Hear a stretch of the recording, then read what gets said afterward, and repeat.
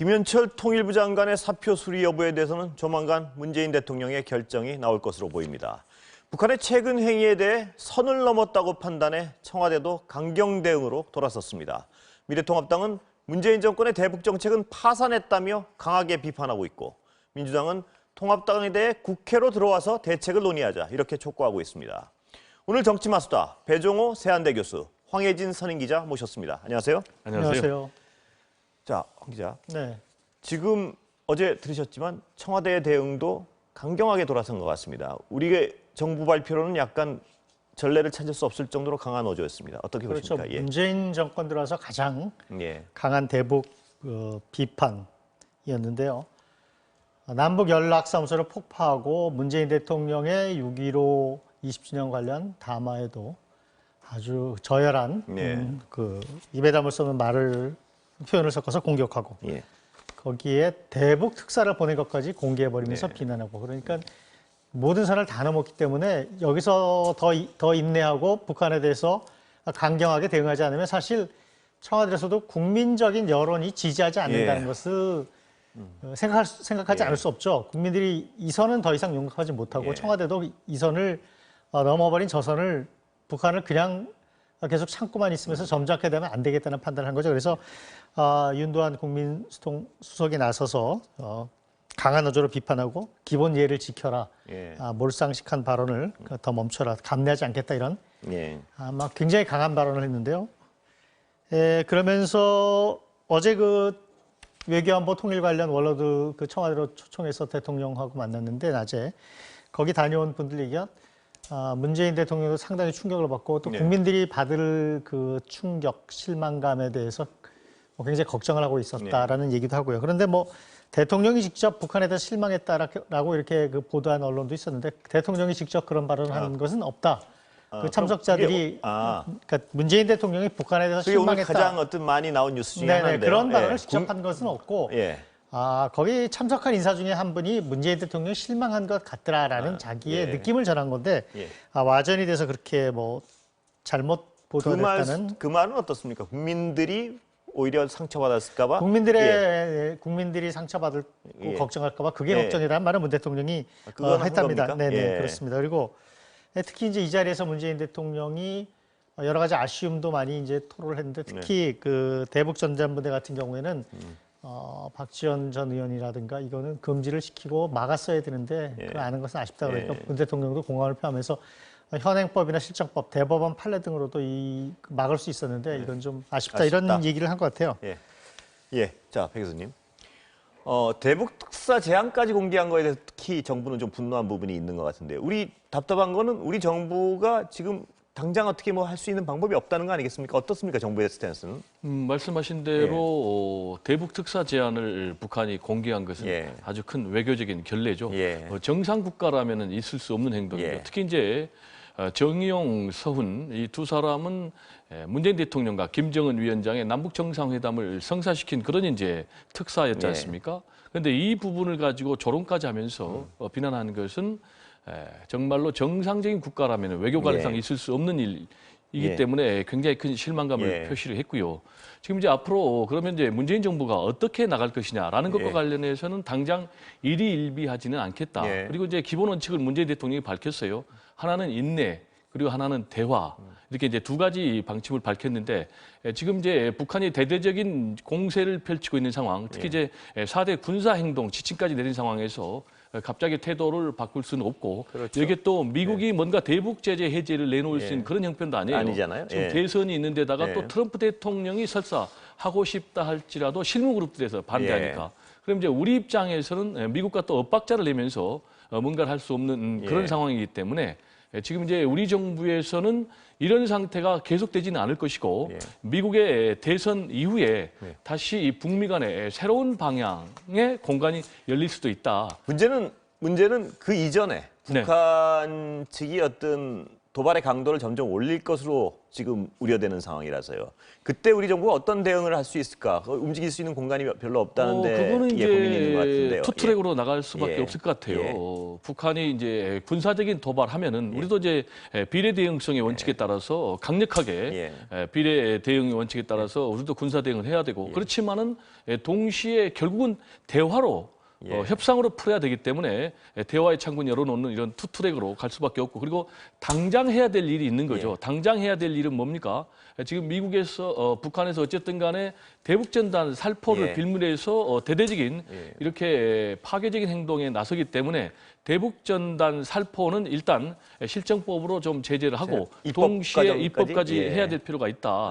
그리고 이제 또 하나는 과연 미국의 대북 제재가 해제되지 않는 상황에서 우리 남한 정부가 아무것도 할 수 없느냐라는 부분과 관련해서는 전문가들 상당히 부정적인 입장을 발표해요. 그게 무슨 얘기냐면은 개성공단 뭐 재개라든지 금강산 관광, 개별 관광이라든지 이런 부분은 충분히 우리가 해결할 수 있는 부분인데 너무 통일부라든지 관련 부서에서 뒷짐을 지고 있었고 대통령 혼자만 뛰고 있었지 않나라는 그런 문제 제기가 나오고 있는 상황입니다. 배 교수님 지금 말씀하신 그 부분이 우리가 단독으로 할 수 있는 부분인지 아니면 미국이나 국제법과 연관이 돼 있는 부분인지에 대해서는 약간 그 해석이 엇갈리는 부분이 있는 것 같습니다. 보니까.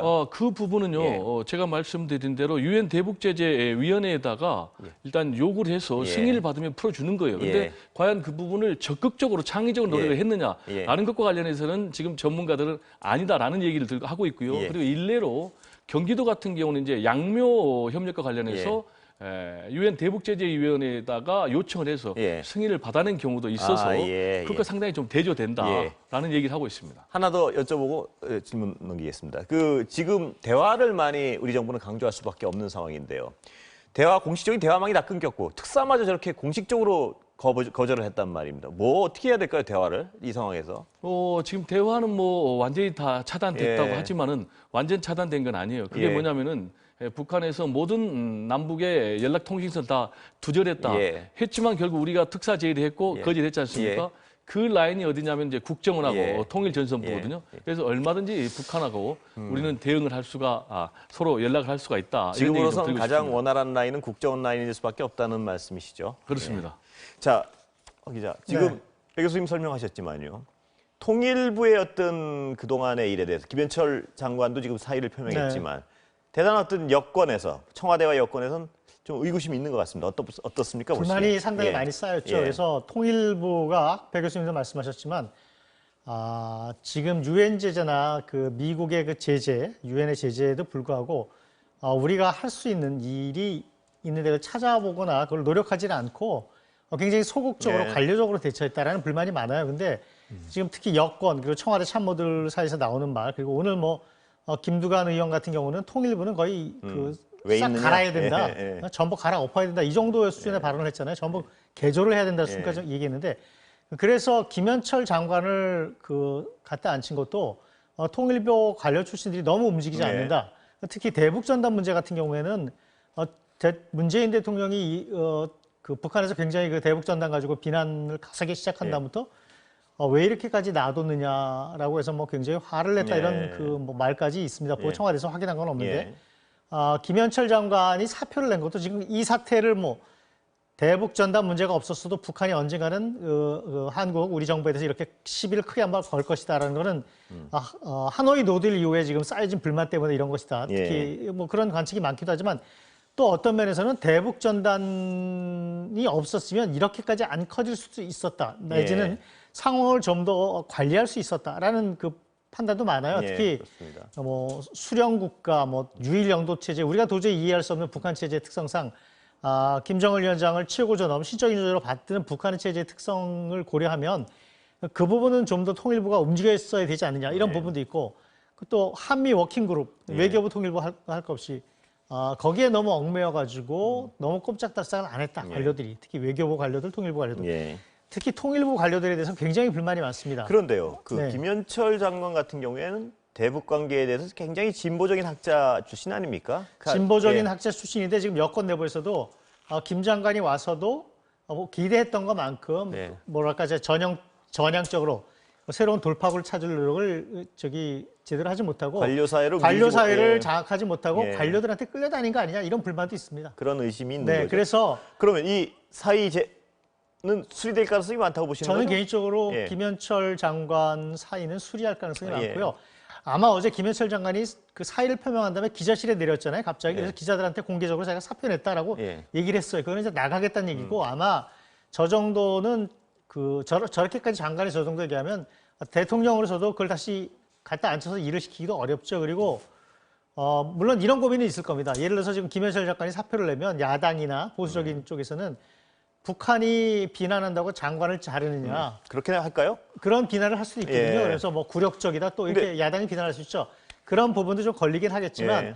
어찌됐건 그 김현철 장관이나 통일부 전체에 대한 그 불만 불신이 상당히 여권 내부에 높기 때문에 뭐 외교안보 라인을 전부 이렇게 좀 개편을 해야 되지 않느냐 이런 얘기도 있지만 통일부 장관 사표는 아마 수리할 가능성이 높지 않나 이렇게 보여집니다. 근데 야당에서는 외교안보 라인의 어떤 책임을 묻지 않은 입장에서 김현철 장관 사표를 받아들인 것에 대해서 비난할 것 같지는 않은데 그건 어떻게 보십니까? 근데 막상 사표를 수리하면 예.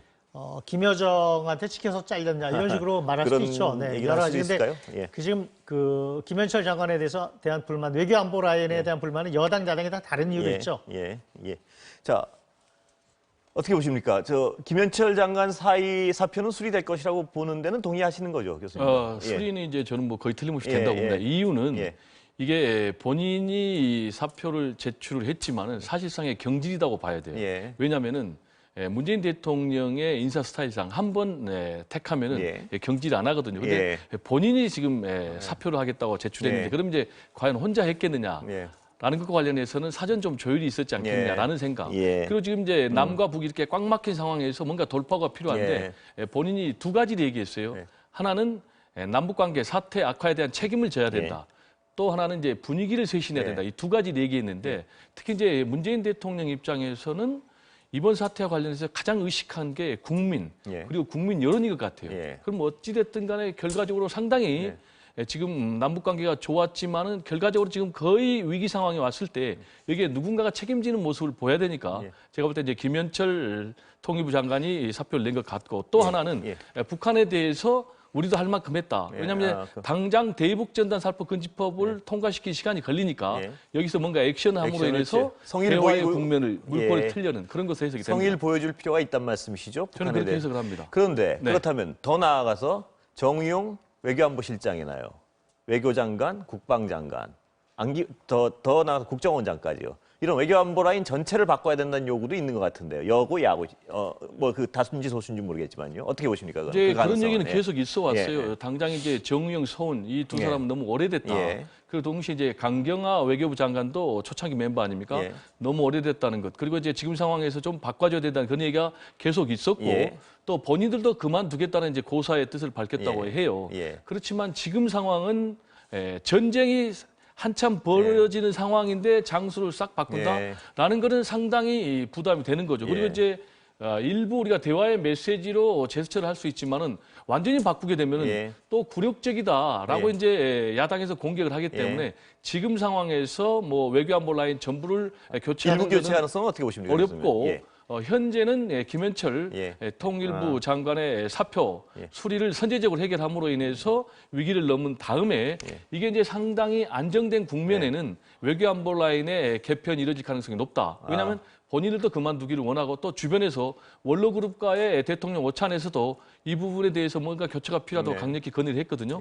그래서 장기적으로는 교체가 필요한 시기고 또 교체가 필요해 보입니다. 상황이 좀 수습된 다음 얘기라 이 말씀이시죠? 그렇습니다. 황 의원 어떻게 보십니까? 외교안보 라인 인사에 대해서는. 외교안보 라인을 좀 전면 개편해갖고 분위기를 바꿔야 된다는 말은 오래전부터 있었죠. 그런데 말씀하신 것처럼 지금은 위기 상황이기 때문에 위기관리 국면에서 바꾸긴 쉽지 않을 거고요. 통일부 장관 정도 바꾼 다음에 일단 차관이 대행하면서 좀 하다가 바꿀 텐데 특히 문제는 이제 정의용 실장 같은 경우는 뭐 연령도 꽤 있으시거든요. 74살이신가 그러니까 본인도 나이도 있고 해서 힘이 들고 너무 오래 해서 지친다고 제가 좀 사의를 여러 번 표명했어요. 근데 문제는 지금 그 대북 라인을 쭉 지금 맡아온 서훈 국정원장 같은 경우는 상당히 그 서훈 국정원장을 안보실장으로 돌리고 국정원장 후임을 찾으려고 하는 그 시도를 할 경우에 국정원장 후임이 상당히 마땅치 않다라는 얘기도 많아요. 그래서 맡길 사람이 마땅치 않아서 그 부분도 좀 난맥성이 있고요. 그렇지만 뭐 외교부 장관, 국방부 장관도 그 전부터 좀 이렇게 바꿀 때가 됐다는 얘기가 여러 번 있었으니까 이 사태가 지금 좀 지나면 바꿀 가능성이 있는데 지금 현 상황은 일단 위기 관리, 현상 유지, 더 이상 악화되지 않게 관리하는 게 지금 목표 아니겠습니까? 그래서 북한이 이제 군사 도발을 뭐 여러 가지 할 수 있는데 개성공단 지역이나 금강산 지역에 부대를 보내고 군대를 보내고 뭐 이런 NLL 서해안에서 뭐 훈련을 하고 또 GP 전방 집회 다시 병력을 보내고 여러 가지 이제 대응을 할 텐데 우리도 마찬가지로 이제 비례해서 대응을 할 수 있겠죠. 그렇지만 우리가 한번 상기해 보면은 연평도 포격 같은 사건도 있었어요. 그런 거에 비하면은 일단 개성공단이나 금강산은 북한 땅이기 때문에 거기 부대를 보낸 거 자체 가지고서는 위기가 최고조로 갔다고 보기는 어려운 면이 있거든요. 가장 어떤 위험한 게 그래서 그 말씀하시는 군사적 도발이죠. 군사적 도발. 그런데 그리고 서해 군사훈련이 그렇죠. 서해 군사훈련을 뭐 빌미해서 군사적 도발을 하거나 그럼 굉장히 상황이 나빠지니까 현재는 정찰 자산들을 한미가 총동원해서 지금 북한을 감시하면서 더 이상 그런 그 군사 도발, 직접적 군사 도발까지 가지 않게 지금 일단 감시하고 있는 상황인데 지금으로서의 목표는 더 이상 상황이 악화되지 않게 관리하면서 미국을 좀 더 설득하고 그리고 대북 전단 문제부터 해결해서 북한이 다시 더 이상 과격한 행동으로 나가지 않을 일종의 명분을 줘야죠. 뭐 북한 대북 전단 문제에 대해서는 사실 우리가 이해할 수 없는 그런 그 독특한 체제이기 때문에 그걸 우리가 받아들이고 그거를 뭐 상수로 놓고 생각을 해야 되니까 그런 부분을 일단 관리를 하면서 위기 관리 국면으로 좀 돌아가면서 다른 계기를 만들어야 될 텐데 일단 말씀하신 것처럼 저렇게 대북 특사마저 공개해버리고 그냥 대화를 단절했기 때문에 그리고 지금 미국이 대선 국면이라 미국이 어떤 행동을 취할지 지금 알 수가 없거든요. 그리고 트럼프 대통령이 재선이 지금 불투명하고 누가 될지도 모르는 상황이고 민주당 정부가 들어서면 대북 협상을 할지 안 할지도 모르니까 김정은 위원장 나름대로 마음이 급하죠. 그래서 지금 이 시점에서 카드를 하나 쓴 겁니다. 물론 그렇지만 마지막으로 본인이 나타나진 않고 뭐 동생 김여정 부부장을 시켰기 때문에 그 정도까지도 북한 나름대로도 마지막 카드를 남겨놓고 상황 관리를 하고 있기 때문에 이 상황을 좀 더 안정적으로 관리하고 정부 입장에서도 어쨌든 전쟁을 할 수는 없지 않느냐. 결국은 대화를 해야 되는데 당분간 인내하면서 상황을 관리하는 게 지금 목표인 것 같습니다. 제가 이제 좀 첨언을 하면은요, 지금 이제 북한의 이런 행동이 일반적인 분석으로는 조금 이해가 가지 않는 부분이 있어요. 그래서 이렇게 이제 북한이 초강수로 나온 것 관련해서는 뭔가 내부 이상 설이 좀 있지 않느냐. 플러스 그래서 김여정으로서의 후계 작업이 시급한 그런 상황 아니냐라고 얘기를 하고 있거든요. 그래서 이제 김여정이 얘기를 하면은 군부에서 바로 실행하는 그런 상황인데 지금 이제 북한도 계속해서 하이톤으로 갈 수는 없는 그런 상황이거든요. 그래서 지금 이제 4대 군사 행동 계획이 지금 개성하고 금강산 지구에 군대를 주둔하겠다. 그리고 또 비무장지대 GP를 또 배치하겠다. 그리고 또 최전방에 1급 근무 체계를 구축을 하겠다. 그리고 또 대남 삐라를 살포하겠다. 이 4대 군사 행동을 내세우고 있는데 지금 동시에 북한에서 또 남한의 대응을 또 봐가면서 행동하겠다라는 얘기를 보면은 북한도 지금 또 숨고르기를 하겠다는 그런 입장이기 때문에 남북이 앞으로 강대강으로 갈 수밖에 없는 상황이지만 뭔가 동시에 또 이 상황을 또 톤다운 시킬 수 있는 그런 기회도 올 가능성이 있지 않나 또 조심스럽게 생각을 해봅니다. 자, 그러면 상황을 다시 통일부 장관이 경질된다고 가정을 하면요. 그렇게 될 가능성이 많으니까. 후임을 가지고도 상당히 신경을 쓸 텐데요, 이번에는. 정치인 쪽 얘기가 좀 나오는 것 같습니다. 그렇죠. 관료도 시켜보고 교수 출신 학자, 진보학자도 시켜보고 있는데 이게 통일부 관료 조직에 들어가서 다 힘을 못 쓴다라는 지금 판단이잖아요. 그런 평이 많으니까 특히 민주당 쪽, 그다음에 청와대 참모들 사이에서 굉장히 파워 있고 대통령의 의중도 잘 알고 특히 남북 문제, 한반도 평화 문제에 대해서 오랜 소신, 또 이렇게 이렇게 사명감을 갖고 있는 강한 정치인을 내세우자라는 얘기가 있죠. 그래서 거론이 좀 됩니까? 임종석 전 대통령 비서실장이나 또 이인영 전 원내대표 그리고 또 우상호 의원 등등이 거론이 되는데 굉장히 중량급 정치인을 보내서 좀 통일부 조직도 좀 이렇게 굉장히 좀 이렇게 다 잡으면서 할 수 있는 일을 좀 하고 창의적으로 좀 돌파를 하자 뭐 이런 그 논의들이 많아요. 통일부 조직에 대한 불만은 굉장히 많은 것 같습니다. 민주당은. 관료들이 움직이지 않고 있다. 이런 판단에 대해서 정치인 그래서 등용하려고 그런다. 어떻게 보십니까? 저는 이제 바람직한 선택이라 봐요. 제가 문재인 대통령이라면 한 4가지를 고민할 것 같아요. 하나는 과연 본인의 의중을 잘 누가 알아서 예. 이 남북 관계를 헤쳐나갈 것인가가 예. 가장 중요할 거고 예.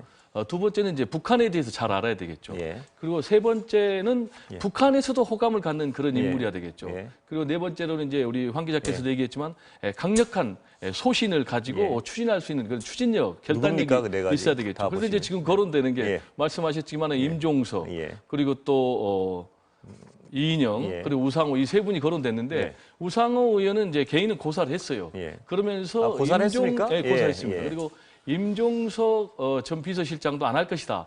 라고 얘기하니까 지금 남은 사람은 이제 이인영 예. 의원밖에 안 안 남았거든요. 할 것이라는 본인만은 아니죠, 아직까지? 그래서 본인은 확인 안 했지만 예. 이제 본인이 대신 확인해 준 거죠. 예. 그래서 제가 볼 때는 뭐 네 가지 조건, 예. 이인영 의원 정도면 모두 충족시키는 그런 인물이 예. 아닌가 이렇게 예. 생각이 됩니다. 이인영 의원은 뭐 지금까지 본인이 하겠다 안 하겠다 말 흘러나온 건 없죠, 아직까지? 그렇죠. 아직 예. 뭐 말하기 좀 어렵죠. 인사 문제 같은 그렇죠. 경우는 본인이 아직 경질도 안 됐는데. 그렇죠. 통일부 장관이 현직이 아직 남아 있고 아직 가정을 전제로 인사 문제 물어보면 예. 대답하지 않죠. 예, 알겠습니다. 그럼 다른 얘기 좀 여쭤보겠습니다.